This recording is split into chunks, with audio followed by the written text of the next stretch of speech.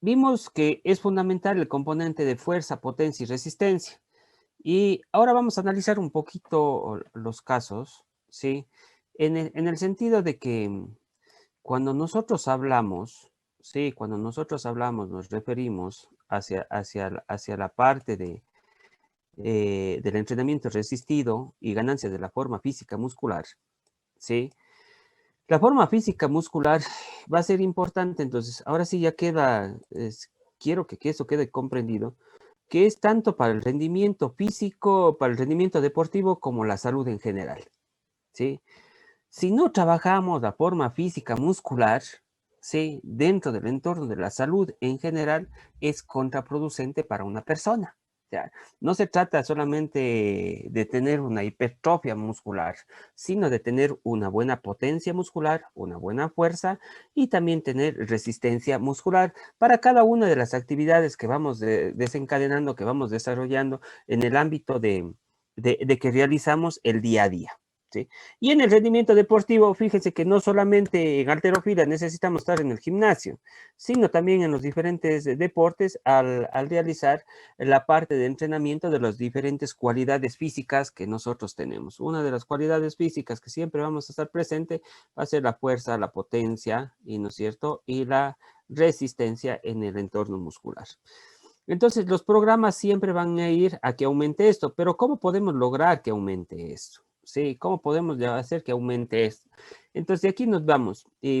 Valga recargar, y les voy a recargar algunas veces, estos son principios básicos. Si alguien ya quiere especializarse en parte de entrenamiento de fuerza, y no es cierto, parte de entrenamiento de fuerza, físico-culturismo, alterofilia, y hay estos principios básicos, como su nombre lo dice, será la base, pero tendrán otros anexos y otros fundamentos principales dentro de cada una de las disciplinas que se quiera trabajar, ¿sí? Entonces, dentro de los principios básicos, ¿sí? Tenemos el principio de la carga progresiva, ¿sí? Siempre lo que les decía anteriormente, la carga debe ir de una manera progresiva y eso es lo que no se comprende a veces cuando se ingresa a los gimnasios, en el sentido de que quieren irse de primera a las cargas más altas, quieren trabajar con un RM de 70, 80, 90%. Se quieren trabajar de entrada porque dicen que mientras más alcen va a ser más beneficioso. No, no va a ser más beneficioso, sino puede darse inclusive o provocar algún tipo de lesiones. Entonces la carga debe ser siempre de una manera progresiva. Siempre irse sometiendo a cargas superiores de una manera cuando vamos progresando en la parte del entrenamiento, que se van soportando normalmente para tonificar y para aumentar la fuerza muscular. A medida que el músculo se vuelve más fuerte, necesitará más resistencia para estimular nuevos aumentos musculares. Entonces, el cálculo que nosotros hacemos de un RM o de la fuerza máxima no es estático, siempre va a ser dinámico, en el sentido de que va a ser dinámico en el sentido de que puede reducirse, por supuesto. Su RM puede disminuir cuando usted está enyesado, cuando no ha trabajado tren superior, por supuesto, puede disminuir, o tren inferior, ha estado en un periodo de descanso, de reposo, pero el RM también puede ser mayor, ¿sí? De acuerdo a las cargas y a la dosificación de entrenamiento que se tiene. Los factores del entrenamiento resistido, ¿sí? Siempre ver los músculos o grupos musculares que se requieren acondicionar. Igual para hacer el diagnóstico, el RM harán el diagnóstico de acuerdo al grupo muscular que quieran. No van a decir, no, yo tengo un RM de 50 kilogramos en tren inferior, entonces en tren superior también es el mismo. No, no se trata de eso, no es el mismo, ¿sí? Entonces siempre el músculo o grupos musculares que se requieren acondicionar. La intensidad del entrenamiento, la intensidad del entrenamiento, y no es cierto que debemos ir dados porque ahora sí, cuando vayan a hacer fuerza muscular, siempre calculamos a través del RM. ¿Sí? Habíamos hablado básicamente general de musculación entre 40 a 60%, moderado entre 60 a 80% y máximo, y no es cierto, entre el 80 y el 100% del RM. Siempre ver el número de repeticiones por serie y el número de series por cada una de la sesión en cada uno de los grupos musculares.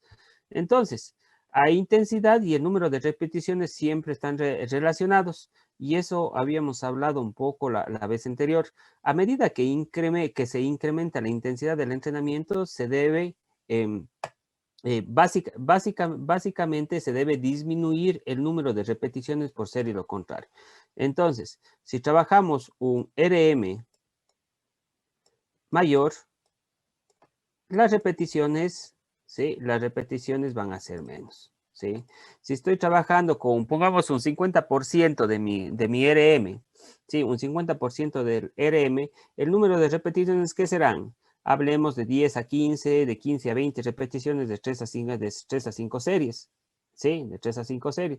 Pero si ya estoy trabajando con 80%, 80, 90% de mi RM, el número de repeticiones serán de 3 a 5 aproximadamente. Podemos hacer igual de 3 a 5 series, de 3 a 5 repeticiones. Entonces bajamos las repeticiones. Pero si estoy trabajando con 40% del RM, sí, es bajísimo, ¿no es cierto? Ahí yo sí puedo aumentar las repeticiones. Si aumento las repeticiones, puedo aumentar a 15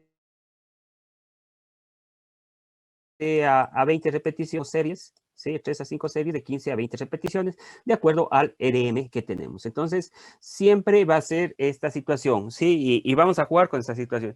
Imagínense que alguien queramos hacerle con 70, 80% del RM, queremos hacerle que haga 15, 20 repeticiones. O sea, vamos a terminar lesionando, vamos a terminar yéndonos contra ese músculo y vamos a tener problemas. Para aumentar la fuerza, mayor intensidad y menos repeticiones. O sea que si queremos aumentar la fuerza muscular, siempre vamos a tener que trabajar con RMs elevados, ¿sí? Con RMs elevados. Para el aguante físico, usar menos resistencia y más repeticiones. Entonces aquí, menos intensidad, disminuyo el RM, ¿sí? Disminuyo el RM, pero voy a hacer más repeticiones para que mis músculos se adapten, ¿sí? La parte metabólica se vaya adaptando a mis músculos, ¿sí? ¿No es cierto? Y para aumentar la potencia, potenciar la velocidad del movimiento y de la biomecánica del gesto técnico que estamos realizando, ¿sí? Entonces, fíjense, diferentes componentes, ¿sí? Diferentes componentes. Mecanismos de las ganancias de la fuerza muscular, ¿sí? Las ganancias del tamaño muscular son paralelas, ¿sí? A las ganancias de fuerza y las pérdidas de tamaño muscular tienen una alta correlación con las pérdidas de fuerza.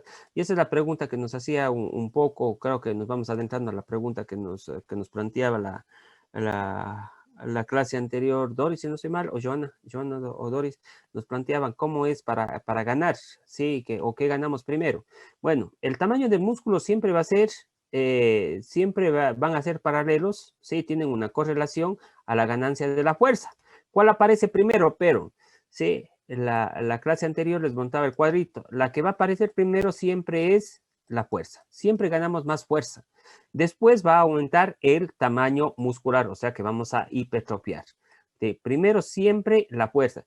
Claro que tienen una correlación, ¿sí? Causa-efecto entre el tamaño y la fuerza. Sí, causa-efecto siempre entre el tamaño y la fuerza muscular. Siempre van a estar eh, relacionados, digamos, en sí. Las mujeres experimentan similares ganancias de fuerza, pero no sufren tanta hipertrofia. ¿Qué queremos decir esto de acá? ¿Qué queremos decir con esta o qué nos quiere decir la bibliografía con esto de acá? Yo le tengo acá a Caterine y tengo acá al lado al señor Gutam. Ambos se ponen con una planificación de entrenamiento, ¿sí? Y ambos sufren, van a ganar fuerza, ¿sí? Van a ganar fuerza. Digamos en sí, comenzó con RM, el señor Gutama, comenzó con un RM de, digamos, 50 kilogramos, ¿sí? Caterine, su RM, sí, fue en tren inferior, pongamos, fue de 30 kilogramos. Luego de la parte de entrenamiento, cada uno de ellos aumenta, ¿sí? En su RM, ¿sí? Aumenta en su RM, aumenta 10 kilogramos, acá aumenta señor Gutama, y Caterine aumenta a 40 su RM. ¿Qué pasó con ellos? Sí, la fuerza que incrementaron ambos es lo mismo, ¿sí? Fueron 10 kilogramos. Pero ¿qué pasó con señor Gutama? El señor Gutama sufrió más hipertrofia muscular, ¿sí? O sea que el músculo se hizo más grande. Mientras tanto, que Caterine no sufrió tanta hipertrofia. Claro que creció el músculo, pero no fue tanto la hipertrofia. Si quieren, le medimos, y no es cierto, el tamaño del brazo, digamos en sí, medimos el tamaño del brazo, y el señor Gutama subió 2 centímetros, mientras tanto que en Caterine solamente subió 1 centímetro. O sea, subió el doble.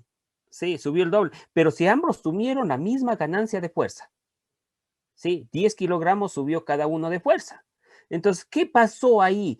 ¿Por qué se dio este problema de que ambos no se hipertrofiaron? Porque si ambos están ganando el mismo porcentaje de fuerza. Sí, están la misma el mismo peso, ambos aumentaron. ¿Por qué es que no se dio esta hipertrofia muscular? Entonces, ahí nos vamos a la parte, número 1, a la parte genética y a la parte endocrinológica. ¿Sí? Cuando hablamos de la parte cuando hablamos de la parte genética, y no es cierto, la parte de sexo masculino y sexo femenino. Número 2, y las características sexuales de cada uno de ellos. A la parte endocrinológica o a la parte hormonal, que tienen diferentes tipos de hormonas y actúan de diferente manera, ¿sí? Sobre la fibra muscular, ¿sí? Produciendo esos cambios dentro de la fibra muscular. Entonces, fíjense, las mujeres pueden experimentar las mismas ganancias de fuerza, pero la hipertrofia va a ser diferente en ese sentido, ¿sí? Entonces, ahí cuando hablamos de tamaño del músculo, sí tenemos que detenernos a esto de acá, que todos nos gusta y no es cierto lo que dicen, la hipertrofia muscular. Todo el mundo, y no es cierto, queda pero pasmado en el sentido de tratar de buscar una hipertrofia muscular. Aquí no le gusta andar con camisetita nomás así, no, mostrando los músculos, y no es cierto, más apretado, y no es cierto, los pectorales, y no es cierto, estar como es ahí, y están andando de lado, y no es cierto, la hipertrofia muscular. Pero aquí yo, el ejemplo que siempre les pongo, hasta inclusive de la parte introductoria, siempre hay que conocer esta metodología de entrenamiento para poder hablar que existe una hipertrofia muscular de tipo temporal, ¿sí? Y una hipertrofia crónica, ¿sí? Conceptualizando que al decir hiper es aumento, ¿sí? Aumento de la masa muscular, ¿sí? Aumento de la masa muscular. Pero ¿cómo? ¿Hay una hipertrofia temporal? Sí hay una hipertrofia temporal. Y esa se produce por los efectos agudos del entrenamiento. ¿Cómo es esto? Los efectos agudos. Cuando yo me voy solamente a una sesión, ¿sí? Cuando yo me voy a una sesión de entrenamiento de fuerza muscular, es una respuesta aguda al ejercicio físico.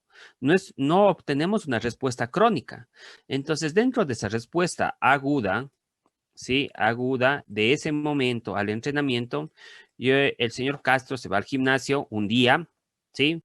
Y cuando sale del gimnasio, dice el señor Castro, dice, ve, alcé, y no es cierto, nada, que le vieron el RM, nada de eso, tal, se las pesas, y no es cierto, y nos pusimos a hacer, claro, cuando nos dejan en un gimnasio, no es cierto, es como cuando a un niño le dejan en una juguetería, no sabe cuál coger, si no es cierto, cuando le dejan solos en un gimnasio y les dicen, ya, aquí está el gimnasio, tiene una hora para estar en el gimnasio, es como si estuviera un niño en una juguetería, que cogen el uno, que hacen el otro, que hacen, sí, ve cómo salgo, dice, vista, ya está el músculo acá, sí, ya está el músculo acá.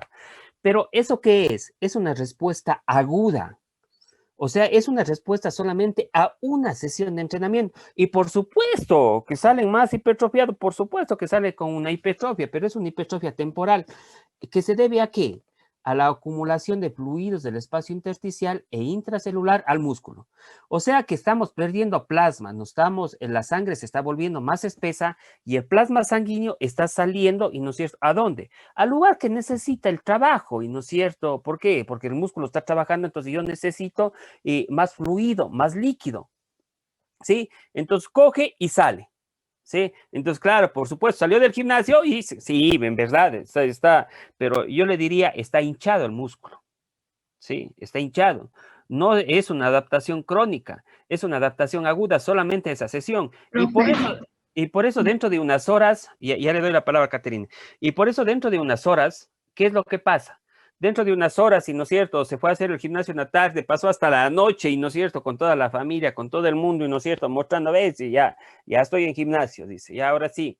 pero total se levanta al día siguiente, la mañana siguiente, uno que tiene una fatiga muscular, y no es cierto, por tanto ejercicio que hizo, si es que inclusive si no tiene calambres ni nada de ese tipo de cosas, ¿sí? Y al día siguiente, ¿qué amanece? Porque el líquido que salió hacia el músculo, otra vez regresa ¿hacia dónde?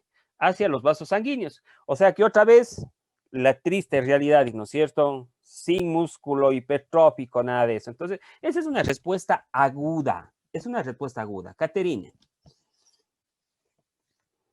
Justo le iba a preguntar eso, profe, pero ya respondió porque justamente el día martes hice pues ese trabajo que nos mandó y me fui al gimnasio a hacer ejercicios y realmente, o sea, el cuerpo de mí de verdad tanto tiempo no me acostumbré. Fue terrible el dolor al siguiente día, era el cuerpo terrible. Entonces, yo decía esa parte que usted dijo que el líquido, el fluido regresa a mis músculos, porque fue una sección aguda, como dice usted, fue una hipertrofia temporal. Claro, fue una hipertrofia temporal dado ¿por qué? Por una sesión, ¿sí? Entonces, en una sesión no tenemos adaptaciones fisiológicas al entrenamiento. Entonces, ¿qué es lo que nosotros vamos a querer buscar? O sea, en esa sesión aguda se inflamó, a más de gastarse la parte muscular, a más de fatigarse la parte muscular. ¿Qué es lo que tratamos de buscar ya con un entrenamiento de tipo programado, en donde usted se va y, no es cierto, ve su RM, cuáles son sus objetivos, ve sus marcadores de salud, lo que me decían anteriormente, en la clase anterior, que me voy recordando un poco? Vemos todos esos entornos y vamos a trabajar la fuerza muscular. ¿Y cómo trabajamos la fuerza muscular? La fuerza muscular la trabajamos a través de la dosificación de carga de entrenamiento de los diferentes grupos musculares. Vamos a hacer y vamos a tratar de hacer una hipertrofia de tipo crónica. ¿Sí? Ya en la hipertrofia de tipo crónico, ya es el incremento del tamaño muscular, se produce por un entrenamiento a largo plazo y se produce por diferentes estructuras que crecen dentro de la fibra muscular. ¿Sí? Entonces, ¿qué es lo que pasa en esta hipertrofia? En esta hipertrofia crónica, ¿sí? En esta hipertrofia crónica suceden estos cambios dentro de las fibras musculares, ¿sí?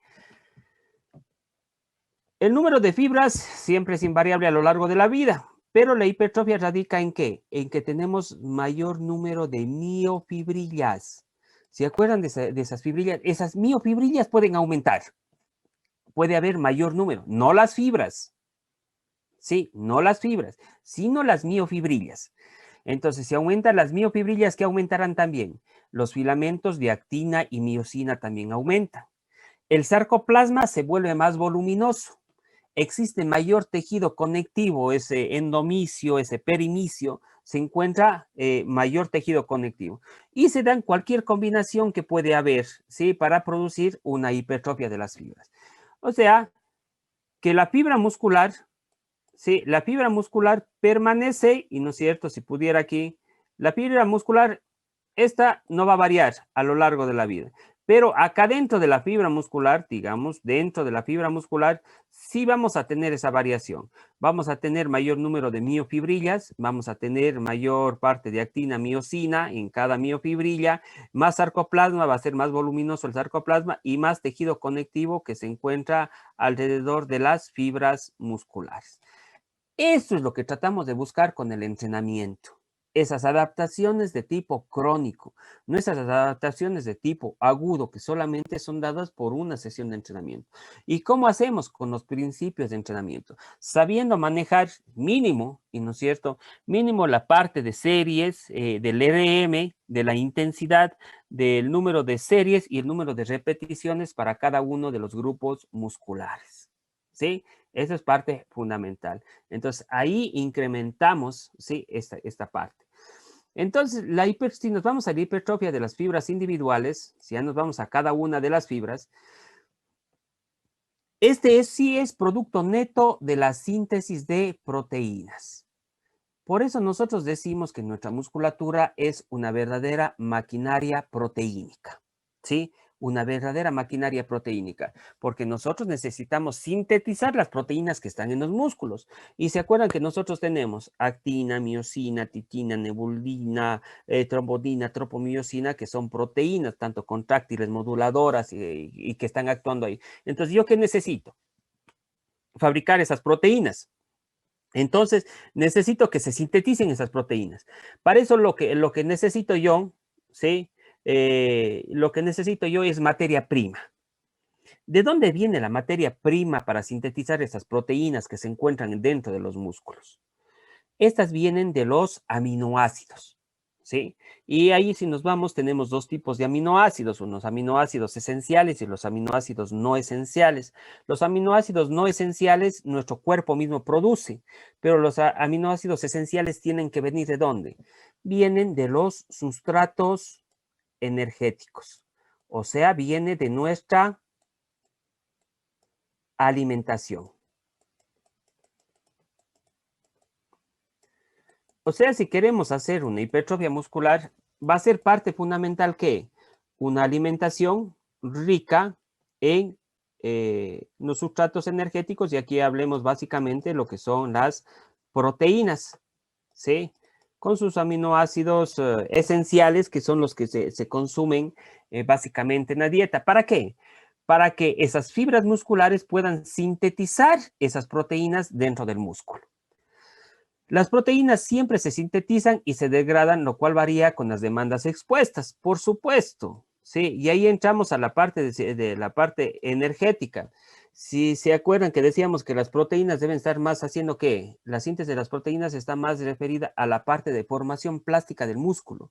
Y bueno, también a formar lo que son diferentes estructuras, digamos en sí, plásticas de nuestro cuerpo, lo que son las proteínas. Pero si esas proteínas no comemos hidratos de carbono, no comemos grasas y esas proteínas les toca producir energía, nos vamos a ese hecho que ya hemos conversado mucho, de que los músculos se van a quedar sin su materia prima. Y si se quedan sin su materia prima, van a ser muy susceptibles a fatigarse, a tener un sinnúmero de circunstancias. Y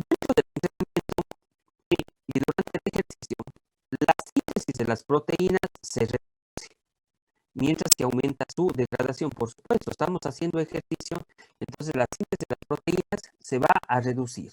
Entonces, si usted dice, estoy haciendo ejercicio y les doy una proteína en el momento que estoy haciendo ejercicio, el momento que estoy haciendo ejercicio, ¿qué pasará con esa proteína que le está dando? No se va a absorber bien. ¿Por qué? Porque justamente el cuerpo, cuando estamos haciendo ejercicio físico, la síntesis de las proteínas se reduce, mientras que está aumentando la degradación, porque estamos haciendo ejercicio físico. Pero se invierte luego de qué? En los procesos de recuperación. ¿Por qué se invierte en los procesos de recuperación? ¿Y no es cierto? Lo que es la síntesis de las proteínas aumenta. O sea, luego de que hacemos ejercicio, por eso parte fundamental, ¿qué horas consumo las proteínas? Saben decir, ¿sí? O lo que decimos, vamos a tomar un buen batido de proteínas, de hidratos de carbono luego de hacer ejercicio físico. Vamos a tomar unos 100 centímetros de leche, pongamos unos 150 centímetros de yogur, pongámosle una fruta para que tenga hidrato de carbono, un guineo y no sé, un poco de miel de abeja, algo de hidrato de carbono, y hacemos, ¿cuándo le damos? ¿Antes de que haga ejercicio o le doy después de que haga ejercicio? Es la pregunta. Entonces, el sustento fisiológico, bioquímico, y no es cierto, siempre le tenemos que dar luego de que realice ejercicio, porque si le damos antes de que realice ejercicio, esas proteínas que está consumiendo en la leche, en el yogur, no se van a absorber. Sí, no va a haber una buena síntesis, se está degradando en ese momento las proteínas y no va a sintetizar adecuadamente. Por eso es parte fundamental, luego en la recuperación, lo importante de la alimentación, del post-ejercicio, de los hidratos de carbono y las proteínas, ya que se reduce el índice de degradación y se sintetiza de mejor manera y se repone de mejor manera lo que ha estado o lo que ha gastado en ese momento. ¿Sí? Entonces, parte fundamental cuando hablamos de esta síntesis de las proteínas y cuando hablamos de lo que se denomina de las proteínas, lo que son los aminoácidos. Por eso las proteínas tienen que estar más inmiscuidas en lo que son la formación plástica, lo que son la parte de los aminoácidos. ¿Sí? Doctor, una pregunta. Sí, no sé quién es, pero... Andrés. Alzará la mano, ¿cómo es? Porque si no, después me voy de largo. Ya, listo, profe. Disculpe. Profe, ¿cómo o de qué manera influyen las proteínas, esas que venden en botes, estos que se compran en esos centros naturistas, o sea, ¿eso real o verdaderamente ayuda o no? Bueno, O sea, ¿sirve de algo o no? el suplemento proteínico, claro que le va a servir, pero ya cuando sus demandas energéticas y sus demandas alimenticias no estén cumpliendo sus requerimientos, o sea, cuando ya estemos entrenando en bastante cantidad, hablemos en sí. Una persona normalmente que no realiza ejercicio necesita entre 0,8 y 1,2 gramos por kilogramo de peso de proteínas en su dieta diaria, ¿sí? Supóngase, usted, Andrés, ¿cuánto pesa? 70 kilos. Ya, entonces usted necesitaría una dieta aproximadamente, si ponemos una media, de 70 gramos de proteína, ¿sí? Para sus actividades normales, no digamos que está haciendo mucho deporte. Pero cuando usted comienza a hacer deporte, y no es cierto, comienza a hacer deporte, digamos, una sesión por día de una alta intensidad, usted ya no va a necesitar solamente esto de aquí, de 0,8 a 1,2 gramos por kilogramo de peso, sino de pronto usted va a subir a 1,5 o a 1,8, ¿sí? A 1,8 gramos por su kilogramo de peso. Pero si usted estaba acostumbrado a consumir, digamos en sí, solamente 50, 70 gramos de proteína y se pone a hacer ejercicio y sigue consumiendo este mismo porcentaje de proteínas, ¿qué pasará? No tiene la materia prima para llegar a ¿qué? A producir las proteínas respectivas para la fibra muscular y para que el músculo ¿qué? Haga sus adaptaciones crónicas y vaya creciendo. ¿Sí? Entonces, ahí sí se puede recurrir a suplementos, y no es cierto, a suplementos para llegar, digamos en sí, a su dosis de proteína ideal para que su cuerpo pueda hipertrofiar esas fibras musculares. Sí, se podría llegar. Siempre este tipo de suplementos hay que tener mucho cuidado qué tipo de suplemento es. Están desarrollando muchísimas alergias. Están desarrollando muchísimas alergias. Cuando se sobrepasan la dosis y no hacen actividad física, ¿qué pasa? Número uno, se degrada y están botando la proteína, además de que están dañando el hígado y los riñones. Dos, o sea, están gastando plata. Si usted dice, tomo estas proteínas y solamente y así no hago ejercicio y con eso voy a hipertrofiar y voy a tener un músculo grande, no, es mito. ¿No es cierto? ¿Qué va a pasar con esas proteínas? Es igual que todo, ¿no es cierto? Si no lo necesito, no lo utiliza mi cuerpo y va a salir, se va a degradar. Pero mientras tanto ya hizo que mi hígado funcione con más proteínas, que mi riñón funcione y puede tener daños, digamos, en sí. Entonces es una sobrecarga proteínica que podríamos tener con complicaciones para la parte renal, ¿sí? Para complicaciones para la parte renal. Entonces, fíjense, conocer esto. Claro que ya los físico-culturistas, ya le doy la palabra a Francisco. Sí, claro que los físico-culturistas, fíjense que los físico-culturistas, por eso ellos necesitan control médico, si es posible, cada 6 meses hacerse exámenes de sangre cuando están consumiendo. Ellos llegan a consumir de 5 a 6. Sí, en la literatura y en algunos casos dicen hasta 8 gramos de proteína por kilogramo de peso. Sí, y ellos no son que son livianitos. Sí, entonces, esto es irnos básicamente a algo, digamos en sí, al límite de llevarle a nuestro cuerpo en la parte alimenticia, más de que le llevan en la parte muscular y de ejercicios y de la carga y de su RM. Es altísimo esta carga de proteínas. Entonces puede sufrir graves problemas lo que son los riñones. Francisco. Doctor, disculpe. Bueno, eso de los suplementos justo que estaba hablando. Yo antes, bueno, cuando entrenaba, sí consumía lo que eran las proteínas después de los entrenamientos, porque hacía doble jornada. Pero yo siempre tuve esa duda, doctor, o no sé si es con todos o solo me pasó a mí, porque me decían que puede tener efectos secundarios en cambios en mi cuerpo y ese tipo de cosas. Entonces, a mí lo que me pasó cuando tomaba proteínas es que me comenzó a salir bastantes espinillas o acné, se podría decir en zonas donde, por ejemplo, yo tenía bastantes espinillas al filo de las cejas cuando tomaba lo que eran las proteínas, acá en todo lo que es la parte de la quijada me salía bastante espinilla. Bueno, después ya dejé de entrenar, dejé de consumir y obviamente se me redujo, pero por qué se da eso, doctor? Bueno, ahí hay que ver, cuando ustedes se compren un producto, tienen que ver un producto que sea adecuado para ustedes. Los productos por lo general no son 100% proteínas o no son puramente solo proteínas, sino si se fijan ustedes en la etiqueta nutricional siempre viene hidratos de carbono al tanto por ciento y viene grasas. Sí, vámonos por el lado bueno primero.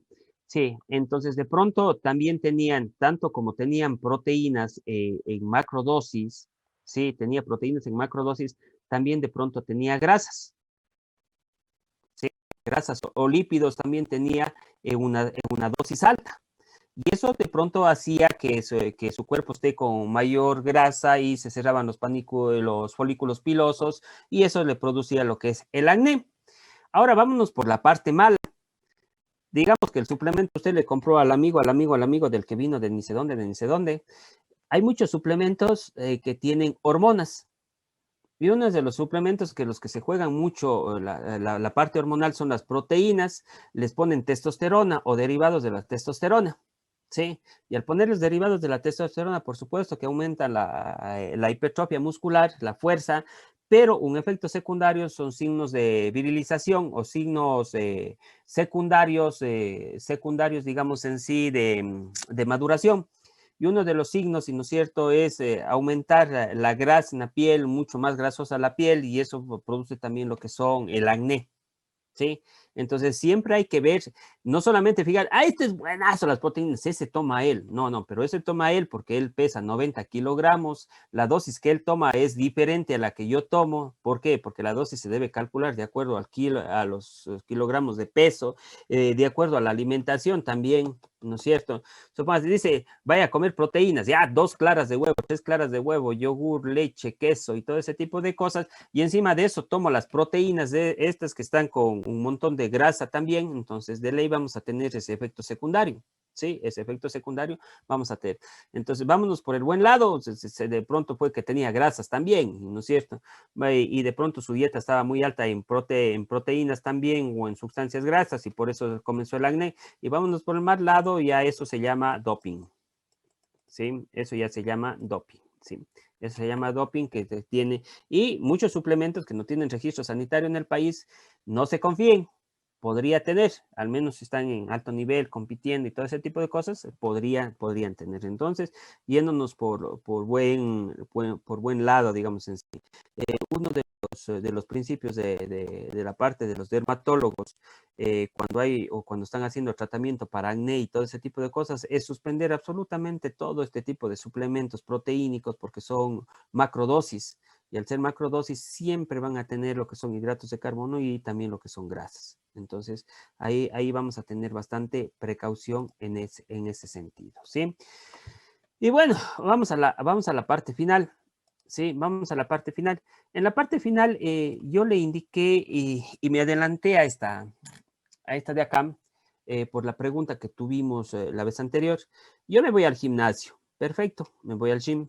Sí, ya. Me hacen, me voy al gym, me hacen mi RM, me hacen todo mi reconocimiento médico preacondicionamiento físico, pongamos, y me pongo a hacer ejercicio físico. ¿Qué es lo que pasa? Y aquí vamos a ver 3 partes fundamentales de que se va adaptando cuando nosotros vamos haciendo entrenamiento de resistido de fuerza. Número 1, hablamos de la fuerza muscular. Número 2, para que se dé esto, tiene que darse lo que son las adaptaciones neuronales, parte fundamental. Y 3, lo que queremos es la hipertrofia muscular.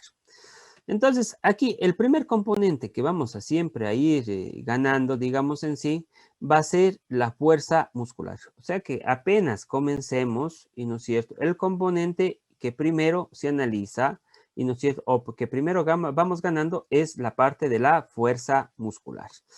Fíjense que enseguida comienza a ganar fuerza muscular y enseguida las adaptaciones neuronales se vuelven diferentes las adaptaciones neuronales. ¿Cómo es eso de las adaptaciones neuronales se vuelven diferentes? Por supuesto, ¿no ven que las adaptaciones neuronales, y cuando ya estamos a punto de ver la parte nerviosa, forman diferentes sinapsis? ¿sí? Para tal fuerza. Pero cuando comienzan a hacer mayor actividad, las adaptaciones neuronales se van sumando. ¿Para qué? Para que se realice la fuerza de mejor manera, ¿sí? Entonces, esas adaptaciones neuronales llegan a un pico, se estancaron y de ahí quedan. Por eso siempre se trata de estimular, y lo que les he venido diciendo, con estimular con música, con gritos, con imágenes, para que su cerebro funcione más y podamos alzar más peso, ¿sí? Entonces, la fuerza, número 1. Fíjense, la hipertrofia muscular, y por eso si hablábamos entre las 4 y las 6 semanas, recién comienza a darse una hipertrofia muscular de tipo ya crónica. Inicia la hipertrofia muscular de tipo crónica, ¿sí? No es que desde el primer día ya tengo una hipertrofia crónica, no. Ya vamos hablando entre las 4 y las 6 semanas, ya tenemos una hipertrofia que es crónica, ¿sí? Fíjense ustedes que hay un momento dado que cada persona tenemos nuestro límite, ¿sí? Nuestro límite. Entonces, al ser nuestro límite, llegamos en la parte de fuerza a nuestro límite. Llegamos a la parte de hipertrofia muscular, nuestro límite, ¿sí? Ahí juega un papel fundamental lo que son la parte hormonal, ¿sí? La parte hormonal, y hablemos de las hormonas esteroidales, ¿sí? De las hormonas esteroidales, estas al intervenir, ¿sí? Intervienen tanto en aumentar el desarrollo de fuerza y aumentar el desarrollo de la hipertrofia muscular, ¿sí? O sea que el factor hormonal juega un papel fundamental en el desarrollo de la fuerza y de la hipertrofia, pero no en adaptaciones neuronales. Las adaptaciones neuronales son las que quedan ahí estancadas, digamos en sí, entonces son las que se quedan ahí por ese momento. Y de este conocimiento de que la parte hormonal aumenta tanto la fuerza como la hipertrofia muscular, se basa mucho también para hacer trampa. ¿En qué sentido? En que si le damos testosterona, ¿sí? Si le damos testosterona, que es una hormona masculina, ¿puede aumentar la fuerza muscular? Sí. ¿Puede aumentar la hipertrofia muscular? Por supuesto. Y saben que aquí muchos gimnasios, por experiencias de clientes en muchos gimnasios, cogen y ya cuando ya no pueden aumentar más de peso para decir que es un buen gimnasio, les cogen y les comienzan a poner testosterona. Pero siempre la testosterona tiene su medicamento, tiene sus efectos secundarios, digamos en sí, o sus complicaciones a largo plazo. No se han fijado, muchos físico-culturistas por lo general terminan con problemas cardíacos, ¿sí? Porque tanto como aumenta la masa muscular de cada uno de los músculos, también aumenta donde tenemos nuestro miocardio, nuestro corazón, ¿no es cierto? También aumenta el tamaño del miocardio del corazón y una insuficiencia cardíaca que podría dar con el tiempo. En diferentes ámbitos, cuando hablemos de la parte hormonal, hay una retroalimentación, sí, hay una retroalimentación. Si ya estoy con mucha hormona, mi cuerpo me dice, si estoy con mucha testosterona, el hipotálamo, bueno, me dice, ya no produzcamos más testosterona. ¿Y dónde se produce la testosterona en el cuerpo, por lo general? En los testículos.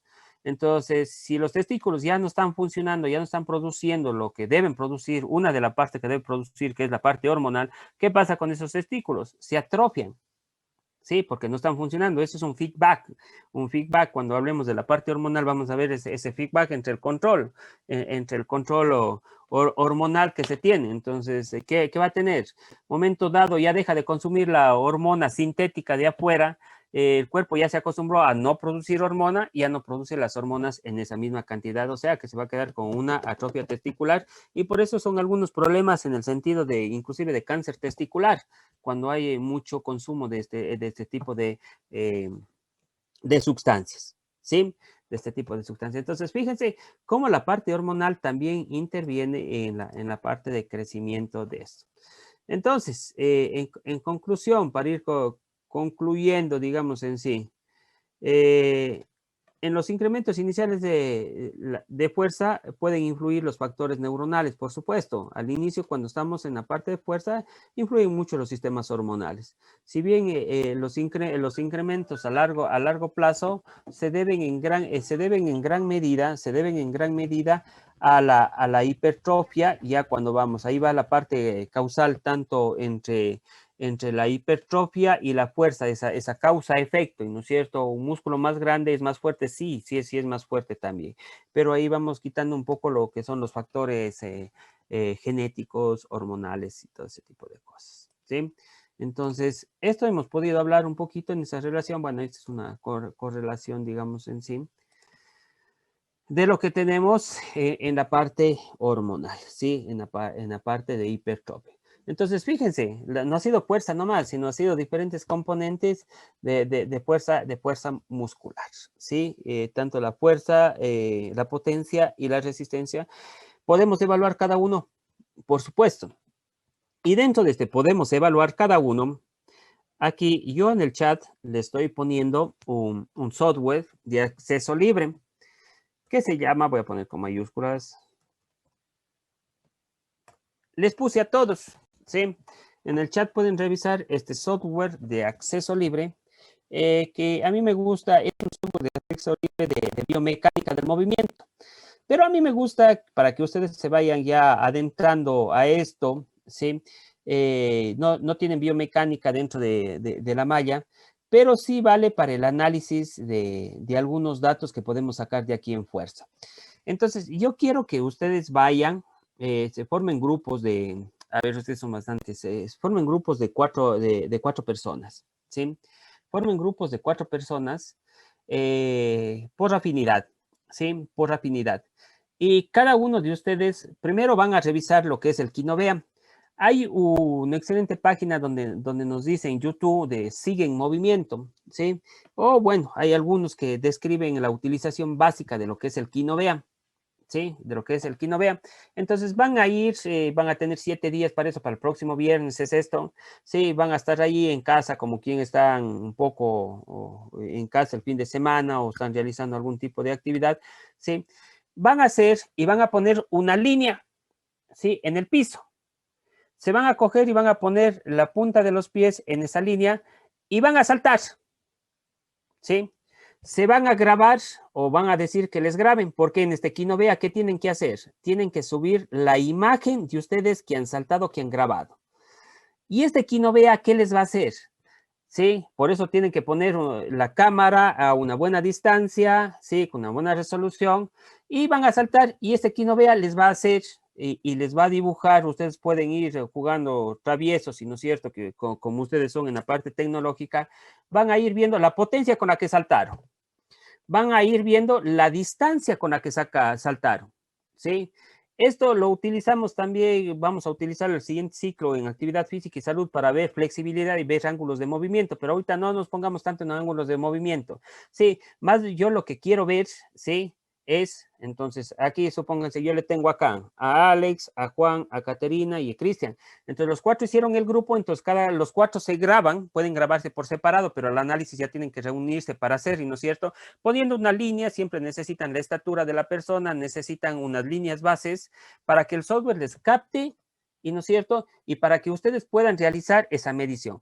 Entonces, ahí les va a salir la medición con qué potencia saltó, a qué nivel fue el que más alto estuvieron en la zona de vuelo, y no es cierto, de salto, y la distancia que saltaron a la parte posterior del talón más posterior, ¿sí? Comenzamos la línea, comienza el salto de la punta de los pies y termina la medición al talón, a la parte más posterior del talón. ¿Sí? A la parte más posterior del talón. Entonces, van a estar un poquito de traviesos con esto del Kinovea, van a ver esto, sí, creo que los tutoriales duraban unos 30, 40 minutos, creo que había 3, ¿no es cierto?, de cómo utilizar. Es un software libre, o sea, tener ese software libre de Kinovea es sensacional porque se puede hacer múltiples cosas, pero ahorita vamos a ver esto, la potencia del salto sería un salto vertical, ¿y no es cierto? Y van a hacer la medición como quien van utilizando. Entonces, el próximo viernes, asimismo, harán un informe sobre esta parte. Sobre esta parte como entorno práctico. Ahorita midiendo la distancia, ¿y no es cierto?, de la potencia de los miembros inferiores, y ahí ya van a ver que si yo hago esta prueba, aquí les pongo una línea, les pongo a saltar, yo sé quién salta más, ¿y no es cierto?, y quién tiene mejor potencia de miembros inferiores. Pero ya con el software van a ver la diferencia ustedes, que el software les puede medir la fase de cómo caen, inclusive los ángulos, cómo tomaron vuelo, y la parte de la flexión de la rodilla, cómo se agachan más para tomar mayor cantidad de vuelo, cómo hicieron las manos al caer y todo ese tipo de cosas. ¿sí? Entonces, ya nos vamos un poquito más allá de un test que solamente hiciéramos saltando a ya utilizar un software para esta situación, ¿sí? Entonces, es libre, descárguense, y no es cierto, es libre, descárguense, y vamos a actuar esto. Y me he ido pasando 2 minutos. Nos vemos mañana, cuídense, ya no hay preguntas, ya no hay nada, solamente nos vemos. Chao.